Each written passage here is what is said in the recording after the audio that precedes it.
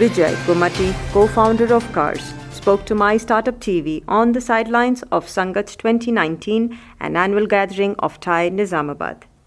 According to Vijay, CarZ operates a chain of independent car repair outlets. Listen in. A company called CarZ, which is a chain of independent car repair outlets. And so from CarZ, I also founded two tech companies that we have now spun off from CarZ. And one of those companies is now acquired by a Japanese group called Mitsui. So these are the companies that I run. I'm a serial entrepreneur. That's quite interesting thing. Very early on, one of your companies gets acquired. Not very many entrepreneurs can talk about that, right? Right. So how was that journey? So in our case, it happened at a very early stage. We probably had about maybe 6 or 7 employees at the time that it happened.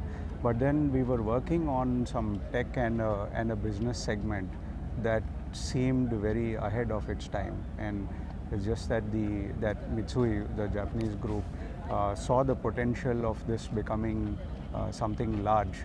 And so they got into our company at a very early stage. And any regrets of having sold it so early? No, I think it's been a good journey because it has given us a lot of credibility to scale. It's given us the ability to scale with the access to capital that is available.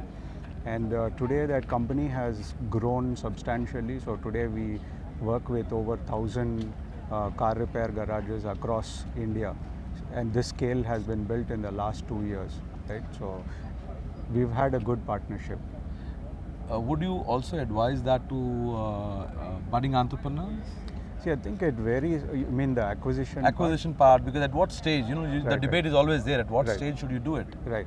Yeah, I think it would very much vary from person to person and the type of business. So at our stage, at that time, it seemed like the right thing to do, and it has worked out. But I think there are other businesses that I run where probably I see them as too early for an acquisition, right? So I think it cannot be a generic response. It's very case specific.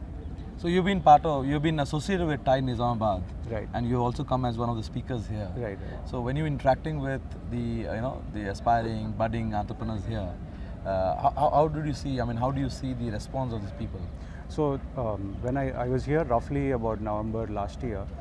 The reason I've come back is because I found, actually I went to a school here and a college to speak.